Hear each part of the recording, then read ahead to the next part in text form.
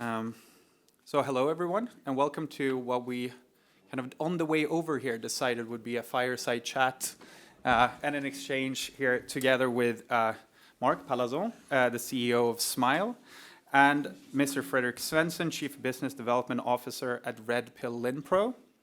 My name is Astrid Nummelin Karlberg, and I work at Open Forum Europe.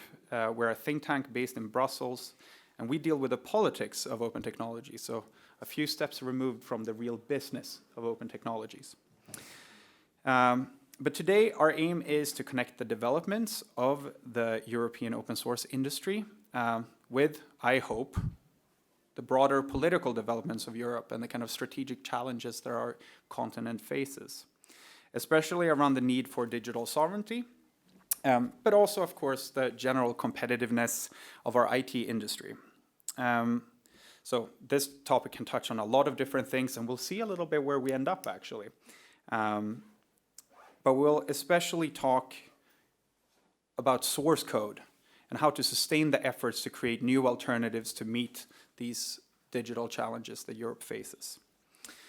So just a little bit of context to set this scene, because I presume there are many different panels here today that will touch on digital sovereignty in one way or another, or open strategic autonomy, as some politicians want to call it.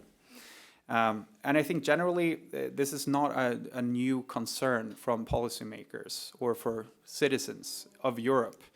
But I think, to make a very long story short, we have in the recent 8-10 years seen increased geopolitical instability and worsening trade relationships between the kind of major powers of the world.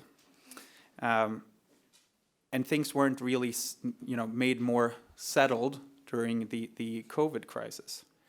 At the same time, we've seen a shift of the conversation, which is known to anyone who's worked close to open source over the year, the question of lock-in. There was a discussion maybe 15 years ago around lock-in of a specific, let's say, a public sector organization or a bank, but now there's been an increased realization that we have lock-in at a strategic level. It's entire society's digital infrastructure that are in fact locked in. And I think there's also been an increased appreciation of openness in general as being in the interest of Europe, because we are challengers in most digital verticals, and openness is in the interest of the challenger. But at the same time, it's not just about these difficulties and challenges. European governments are also very aware of the potential economic impact and growth that open source holds. More open source activity in Europe will mean more startups and more jobs in Europe. But that's enough for me. Let me now quickly bring in Mark and Fredrik so we can actually talk about the business of open source and not just my political speculations. So, Mark, let's give you the big opening question. What would you say is the link between open source and European digital sovereignty from your point of view? And also feel free to add a little bit more about Smile and yourself, because I only gave you the title.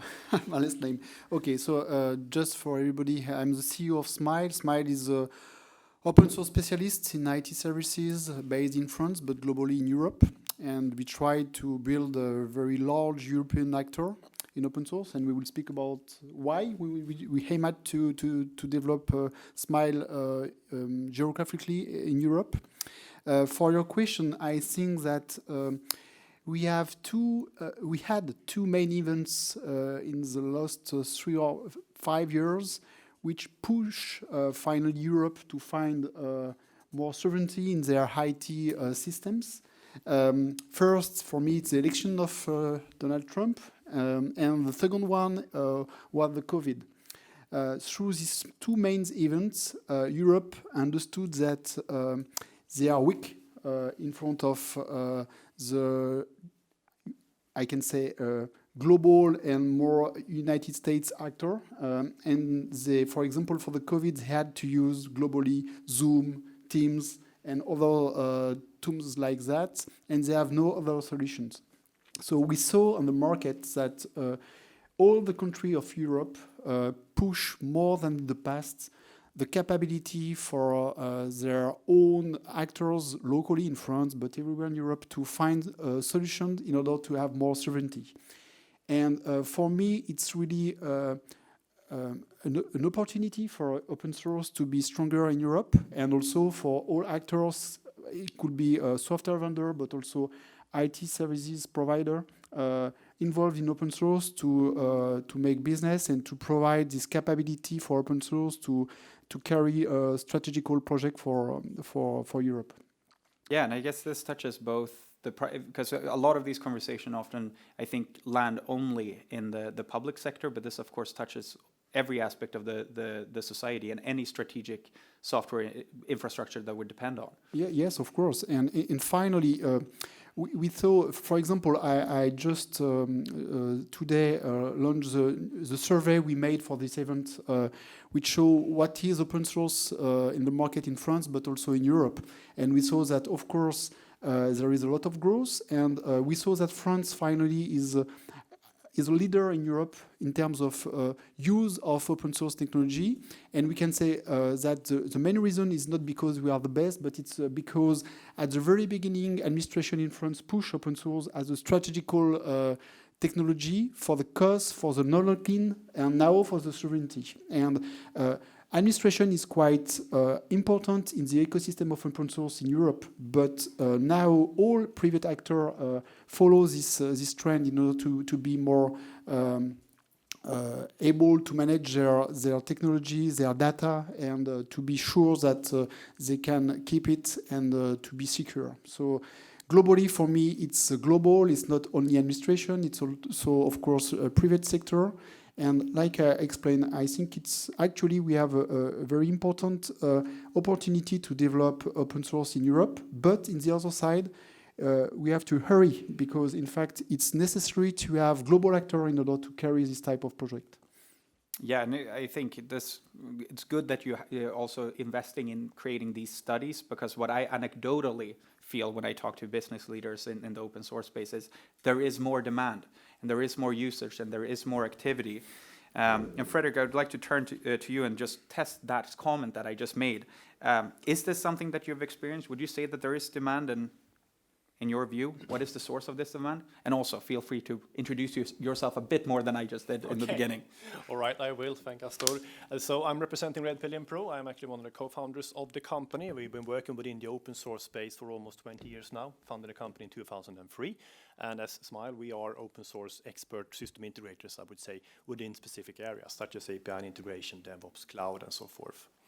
Our business is currently 270 people in the Scandinavian countries, Sweden, Norway, and Denmark.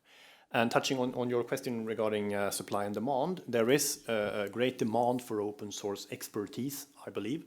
As Mark mentioned, there is a great drive nowadays for open source solutions, driven by a few factors that Mark mentioned, but also the Data Privacy Act, of course, that public sector organizations, private companies want to make sure that their data is protected. That drives for being in control of also the software and where data is stored, meaning regional cloud services or even on-prem servers. So there's a great demand nowadays for open source expertise, and there is also supply. Our company is growing, Smile is growing, and we would like to see more cooperation with cross borders between system integrators like ourselves and Smile and others on providing more competence and knowledge in open source solutions. Yeah, and I really want to get to the supply and capacity. I think that's perhaps the meat of this conversation that we're really going to get to. But I want to go back, and this because we had Max Schrems here earlier today as one of the keynote speakers, and talking a little bit about data privacy and Schrems. Frederick, maybe you could just develop a little bit more the developments you've seen from Sweden in terms of the conclusions from the public sector, what they have realized and why they are looking to open source. Yeah, so basically the Swedish public sector has done an analysis on the Data Privacy Act and the requirement that puts on their software and storage. And they have found that they cannot use American owned cloud services, because there's always an American company behind those services, and as the law is currently written in the US, there's always someone that can force them to release that data, which means that they have to find other solutions. So they're looking for regional cloud services, they're looking for open source solutions that they can develop together to create the solutions they require. So there's a huge drive these days on using open source solutions, mainly within the digital workplace area. Yeah, no, just generally very interesting that it's almost like a source of legal uncertainty that they're looking to open source for that certainty to stabilize what they depend on, of course. Because the way I've heard it from public sector representatives that are, have made similar conclusions, it's simply, well, we have to.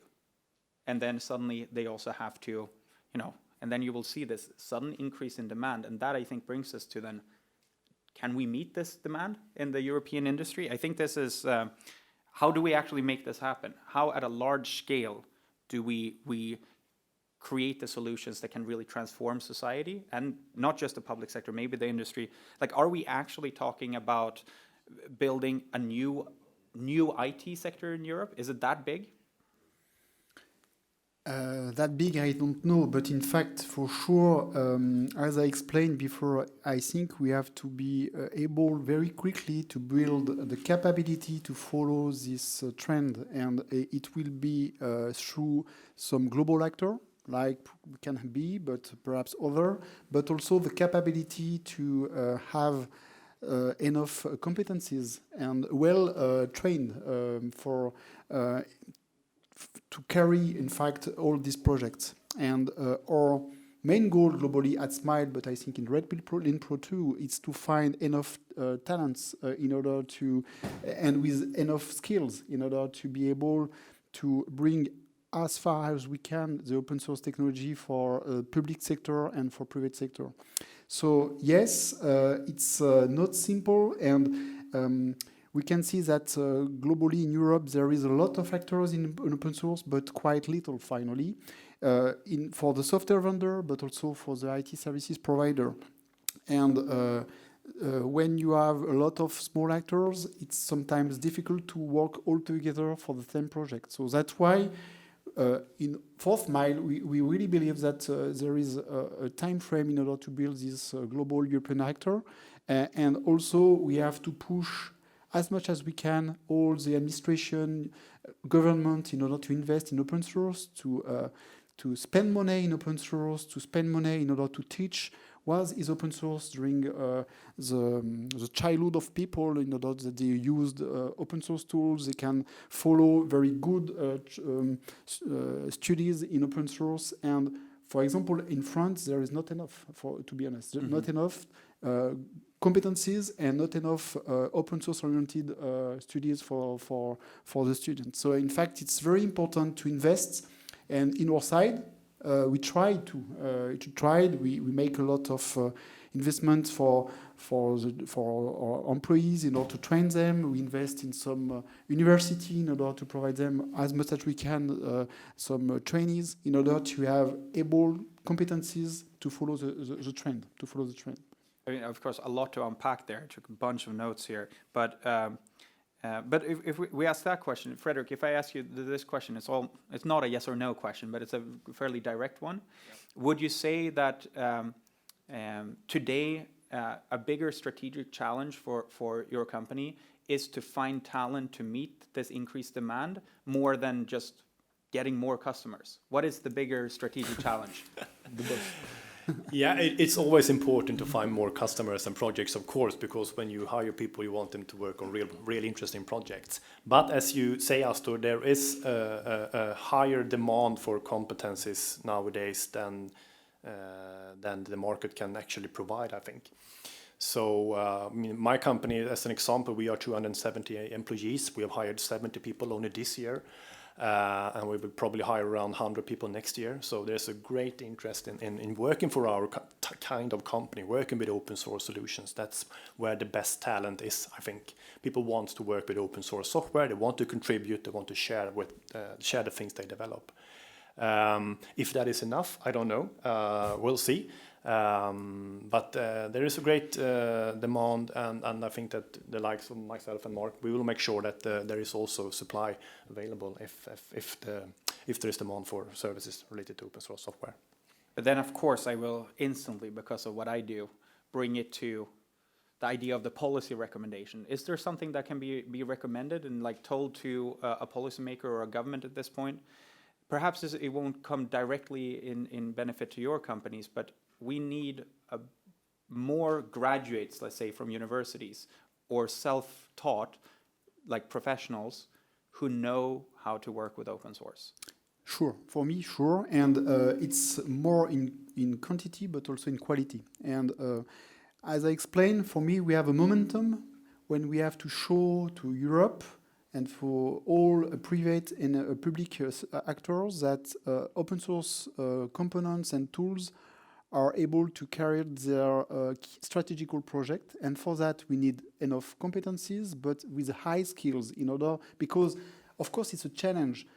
The goal of Smile is to improve as much as possible the open source tools in order to get maximum of their capability to carry some strategical project. And for that, we need competencies, but we need high skills competencies.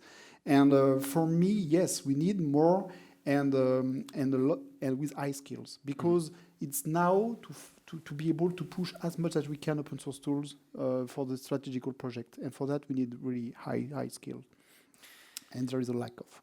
And talking about skills or capacity, this is perhaps sensitive, but I feel like I can say this. If you take the public sector or traditional industry that are established organizations, many of which have been here for decades, that are suddenly realizing more and more, and suddenly very quickly, that not only do they need to use more open source, some of them have suddenly also realized that, oh no, we are using open source all over the place. At several panels here during the conference, we've seen the term of OSPO being mentioned, the Open Source Program Office. And it comes from the private sector, but we're starting to see it almost mushrooming up in the public sector in Europe. I wonder, do you also see that there's a need for, let's say, the end user, the buyer of your services, to increase their capacity to use and deal and deploy and work with you on these open source solutions? Again, it is not as much sometimes it is, but there's less of an off-the-shelf element sometimes to open source. Is this in a capacity that you would also encourage? Also to that, Astor. I mean, yes, I do encourage more creations of OSPOs, because that will increase the awareness of what it's like to work with open source and also to contributing to open source. I have personal experience from working with the implementation of open source projects in Sweden. I have one example from where we work with a customer. We built for them a specifically made e-archiving solution on an open source product, and we encouraged them to contribute back with this software code, to other similar organizations in Sweden, Norway, and Denmark. But they were very reluctant to do that because they didn't really understand how they were supposed to do it, and they didn't understand the responsibility they took upon themselves if they contributed with this code. And also multi-dollar question was, how do we get paid for the things we have invested in this software? So there's a lot of learning to be done, I think, from sort of the user perspective when it comes to public sector organizations. They are used to buying proprietary software where you buy a license, a CD disc or DVD or whatever it is, it's sort of handed over upon. And using and developing and contributing open source software is a bit different. But there is great potential in doing that. Yeah, and I guess that's always tricky when you go to a potential customer and say, you have to get better. But there is an element of that, I think, and I can say that as a think tank looking out at the ecosystem in Europe, that there is a different way of working. We're starting to see, especially some public sectors that are starting to invest internally in that, okay, we have to also get better. Because if there's one general lesson we have from the kind of public sector policy elements that we work with is the more technical competence there is in the public sector, the more interest in open source. It kind of comes by itself. But Mark, you mentioned this concept of European open source champions. It sounds very good. Sounds very interesting. But okay, how do we get there? What is a European open source champion if you were to picture it? I tried to be smile, but in fact, yes, I can give you why we decided to try to build this European champion. In fact, there are several reasons for that. First, as I explained, we are lucky because in France, we begin in open source very soon, not Smile, but globally at a country level. And we have we are a little in advance in terms of track record, of references, of ecosystem. And Smile follows this way, and we try to spread this knowledge globally in Europe, helped also by this trend we just spoke about in Europe globally around open source. And for that, I think we have something to do in Europe in all the countries. This is the first reason. The second one, very often the open source software vendor, when there are some software vendors, they are quite little, meaning that we have some in France, in Germany, in Sweden, etc. But this is quite local, little actor, and they try to develop their business abroad and everywhere. And as a global actor, Smile is very often one of the best partners they can have, and they push us to be this global actor in order to help globally the ecosystem to be healthy in Europe. And this is the second reason why we decided to try to build this champion in Europe. The third point is our customer. I can give you an example. We have a beautiful customer, which name is Accor Hotel. And we built for them several years ago their international B2B platform in order to provide services and furniture to all their hotels. And as the head office of Accor Hotel is based in France, we made it in France, but after that they have to spread this platform globally in Europe and everywhere in the world. And they need some actor to be in Germany, in Poland, in UK, in Sweden, etc., to be able to train people there, to perhaps adapt the platform locally. And we are pushed also by our customer, which decided to invest in open source for their strategical project, to have global actors able to follow them in this journey. And that's why we need to become as quickly as we can this European actor. And finally, the last point is because I think open source has to be ambitious.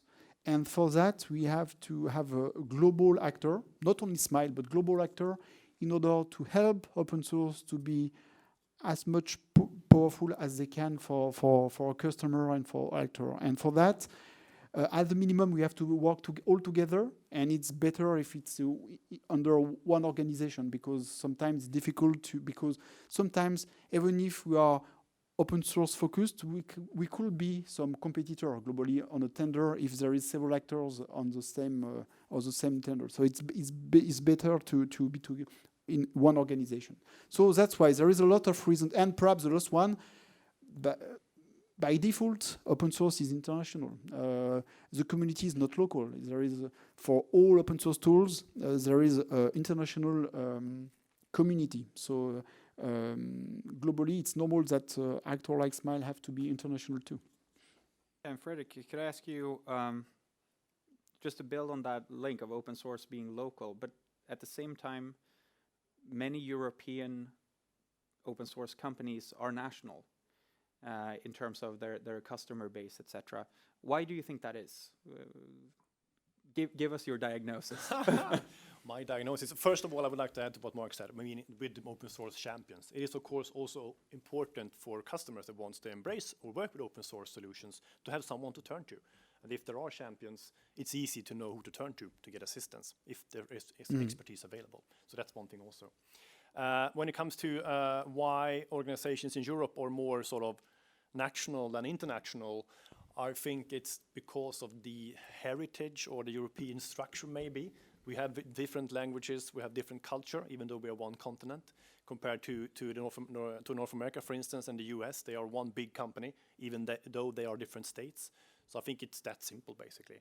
We have various cultures and various languages, and we do things a little bit different.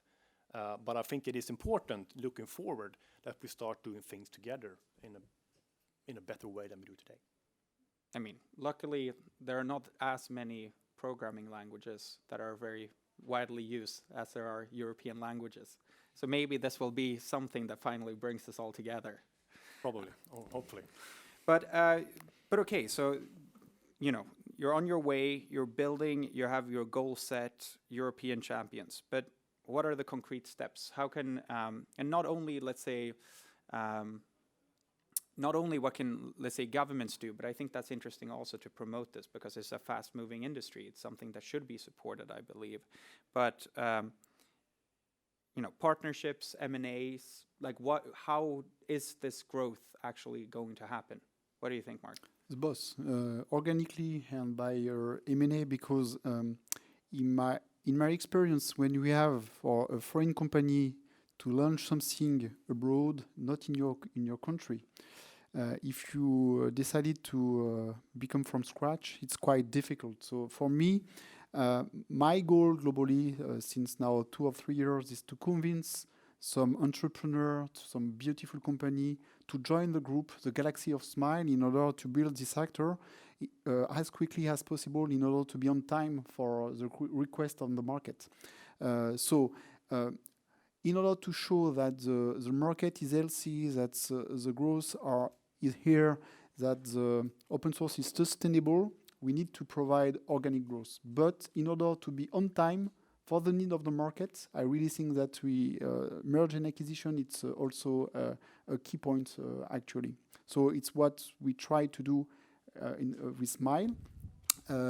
And now, little by little, I know more and more the European market. And it's a very fragmented, finally, market in terms of open source. And there is not a lot of big actor like we can have with Red Pill or with Smile. And I really need that it's needed. So this is our journey, organic growth and M&A. Yeah, and Frederick, in terms of growth, I mean, the demand seems to be there. How are you approaching it? We are approaching it mainly by organic growth, as Mark also is. At my company, we haven't really done any M&As. We are also investigating the European market, trying to get out of our bubble in Scandinavia, see, as Mark mentioned, what happens in Europe. That's partly a reason why I'm here, to make connections and see what's happening, and try to establish partnerships maybe on the European continent, and work with that primarily, I think. Okay. Yeah, because I think that there are many under-investigated areas of both policy that could encourage growth, etc., and just support open source. So it's a bit different than what we've heard historically. For example, there's research that now supports simply that open source contributions as such increase economic growth. Mm-hmm. It just creates activity and building blocks to build companies around, it creates jobs, etc. Something that I don't hear, for example, in policy discussions is simply, shouldn't there be tax credits for companies that contribute to open source? Why not? I mean, I think we're moving into an understanding that open source has such strategic importance, not only to, let's say, maintain our digital infrastructure, but also in terms of innovation. Because I think that's something we didn't touch on really yet in this conversation here. Because we talked about the need for privacy and control over data. We talked about digital sovereignty in terms of technology stack. But there's this additional element of innovation, I believe, that comes with open source. Perhaps, Frederick, Mark, this is something you want to comment on? I'm allowed to start, Mark. I would like to take that one and leave it to you afterwards. No problem. And as you say, Astor, there is a great opportunities with open source, both when it comes to data privacy and also when it comes to innovation. And my personal feeling around this is that us in Europe nowadays, we send a lot of money to the US basically, because that's where the large software vendors are based. And those money are then put into shareholders' pockets, and after that invested into new innovation through venture capitalist companies. So always when you have a great idea, you go to the US, you go to Silicon Valley, you get some money, fund your company. And I think that, and then it's then distributed in the old traditional way. I think with open source, there is a great opportunity to develop software in Europe and to build really good, sustainable global companies out of Europe, which would then mean that money would stay in Europe and it would be put into the shareholder pockets of European organizations or people, and then that could then be reinvested into new innovation and new companies, basically, new software. So I think it's a great opportunity also to drive that process. No problem. And another point for me, open source innovation is key for open source, and open source is key for innovation. meaning that Smile, we are involved in open source since more than 20 years, like you. And at the very beginning, open source was a challenger. And little by little, in some vertical, open source replaced finally open software vendor, private software vendor.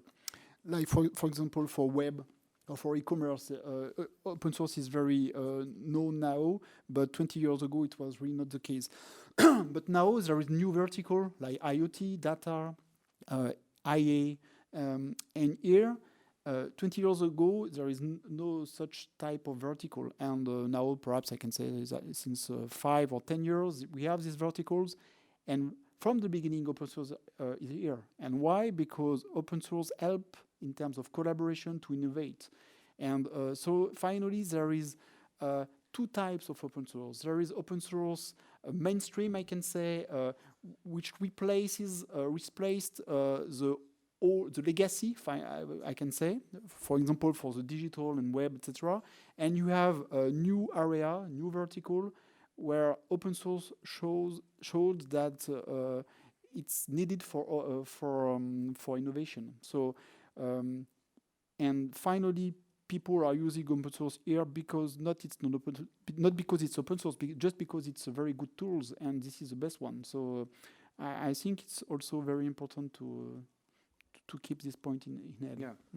No, because I wonder, because we're moving now slowly but steadily in the academic world and in the think tank world to really put our heads to this question of, we heard it in the panel before here also, wherein lies the value in open source very clearly? What kind of economic value does it create? And I do believe that there is an argument at this point where, Frederick, you mentioned the region in Sweden that didn't understand why they should release the software unless they got paid for it, let's say. Maybe, and here there's a big question of why, maybe they should be paid for it. Maybe there should be, because I believe there's an example from the open data space in France. Now I'm really digging in the back of my head, so please correct me, anyone in the audience, if you think I'm wrong.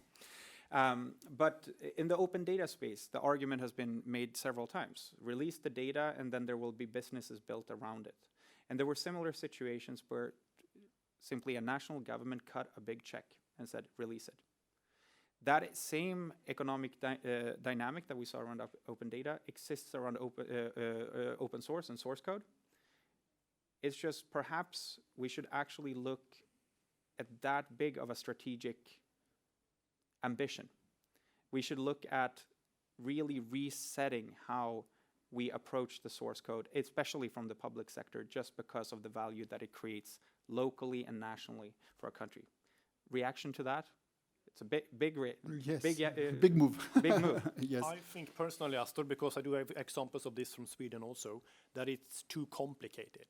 There is an organization in Sweden where municipalities try to work together to invent software, basically, to drive their digitization. And they have been stuck for several years discussing the payment model, how to pay for this. If I build something, what should you pay, or what should you pay to use this? And that has stopped innovation, because they've been stuck in that kind of discussions, rather than saying, okay, I need this function, I'll build that. And you need that function, you build that. Then we can join forces and sort of integrate these functions instead. So I'm all for an open sort of like SourceForge kind of thing where you share your software, and the benefit you get back is a shared responsibility for maintenance and the further development of the software, rather than getting paid for the work that is already done. But isn't it interesting that then the public sector struggles with this, whereas big, very competitive software vendors have sorted it out in the open source world and found ways of innovating collaboratively? What do you think the barrier is specifically in the public sector in that case?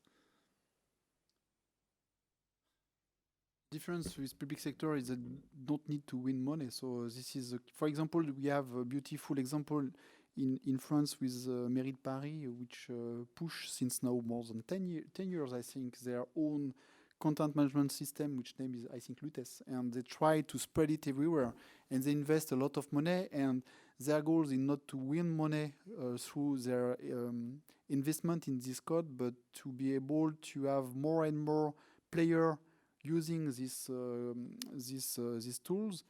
And for them, the key point, I think, is to have, as you explained, some maintenance and the capability to be sure that their tools, they are fully used in the Mairie de Paris, could be sustainable for the future. And if they are the only actors, they cannot share the cost of maintenance and upgrade.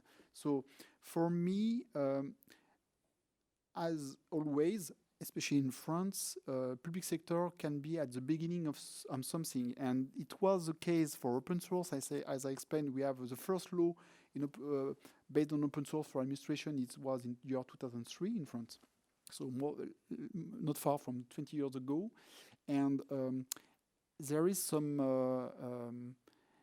initiatives, I can say, in the public sector in order to push their own open source tools. But it's quite complex sometimes for them to share, because there is local administration, national administration, because there is also the private software vendor which makes a lot of lobbying in order to explain that, okay, but we can make different. I can say, for example, for university in France, there is a law since 2013 which explains that if you can, university, you have to use open source tools, but it was not really applied since today due to the lobbying, finally, of the private software vendor. And I think we can make more. And I can make perhaps a link between what I just said and, the graduate people, because for me, graduate people, it's not only how I can develop an open source or how I can use open source, but also to understand the philosophy of open source and the business model of open source. And I really think that it's needed when you have to train somebody, you have to explain how you can manipulate the technology, but also where the technology comes from and what is the business model behind. And for Smile, for example, very often we explain to our customer, okay, you are using open source technology. You are using 100,000 lines of codes for free sometimes. And it's not for free, to be honest. You have to investigate with us how we can share a part of the code we made for you as a customer in order to improve the tools, and it could be good for you also, because with that you are sure that perhaps another company will use these open source tools, and it means that the tools you use in open source will be more sustainable for you for the future and more maintenance, etc. So we have to teach this philosophy to everybody, public, new employees, and also customers, I think. Frederick, we're gonna in a minute. Yeah, I'm going back to the OSPO thinking here, because what I think when I hear what you say, Mark, and when I analyze what I say myself, is that maybe like a governmental or European kind of OSPO would be able to support this thing, because I think it's mostly about knowledge, understanding how it works with open source, this contribution thing, and maybe an OSPO can also host or make available like a place where code to be shared can be shared, like a SourceForge thing. And I believe, Janet, and I think now we should turn to some questions, but my big takeaways from this is there is so much happening and things are moving fast. I'm thinking about the similar conversations I had 4 years ago. Then it was, we need European champions. Now we're starting to hear, we're going to build a European champion. There's a lot more confidence in the space and a realization and proper analysis of where capacity needs to be built. And what is fascinating is, yes, it's not only on the side of the industry.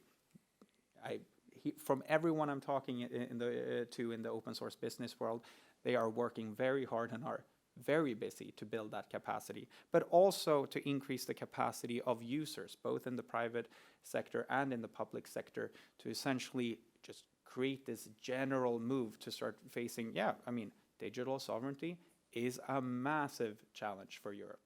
And there is, data privacy and control over technology stack is a massive challenge. And then at the same time, it is, at the end of the day, together, we have to come together to meet it. So, well, thank you very much. I think now, before we lose any momentum, is there anyone who would like to ask a question to Frederick or Mark? And if so, I was told, yeah, please. And I think you have to go up and speak to that microphone there so that it's recorded. And I know this because I heard that from the panel before us. I'm not sure it's a question for Smile, I'm sorry, but maybe for you. Is it a way to the European Commission making mandatory criteria for the tenders to build open source, public money, public code in tenders? The European Commission ask open source each time. You want my Yeah. private? Anything is possible. It would be just the writing of a law. However, there's an interesting question about. There are several laws in Europe, in several countries, where open source is not only to be preferred, in some situations even mandated. In our analysis, which we did for the European Commission 2-3 years ago, this doesn't seem to have moved the market at all. They have been not very successful. And this is then the question is, okay, is it just because the enforcement hasn't been good enough? Well, this is, of course, kind of how I see it from that research, but it seems like the big moves around open source, specifically in the public sector, has not been laws, mandating the use or purchase of open source. Open source has won in very different verticals on its own merits. It's just more innovative and it's better. The mandatory approach doesn't seem to have worked. But I'm still here to be proven wrong by some jurisdiction. I'm happy to see if it would work. Thank you. Any other questions? Okay. Well, what do you think about, let's say, mandatory approaches to open source? Is that something you need? It sounds like the demand is there, but... My personal opinion is that I don't think we should do it mandatory to use open source. I do think we should push for always analyzing an open source alternative before choosing another solution. I think that's a good approach. I think that approach already exists. It remains to be seen how well enforced it is, but I think that's the best approach, to force organizations to look into alternatives just before choosing the ordinary or the one we're used to. I think that would work the best. Just a precision. I was wondering if European Commission can ask to produce open source code, not to use open source code. I'm speaking about upstream, not okay, downstream. Well, now, it's perhaps not at the scale as we want to see it yet, but the European Commission has an OSPO. Yes, And they're doing quite a lot of interesting stuff. I mean, like any OSPO, they started first, okay, who's developing software where? And under what licenses do they produce this? And how, well, okay, what are the barriers to releasing it? And quite a lot of work is happening right now in the Commission just to make sure that this is coordinated in a good way, but absolutely with the goal stated in the open source strategy to just release more code. Did you see I should know this off the top of my head, but they have a new website where all the Commission's source code is released as well.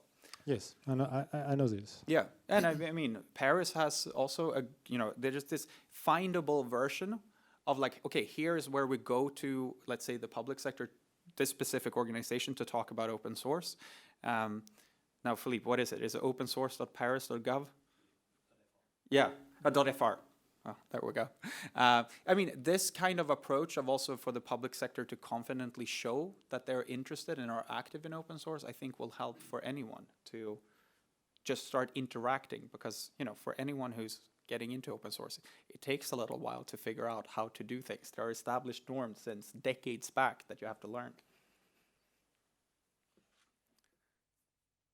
Any other questions? Any thoughts?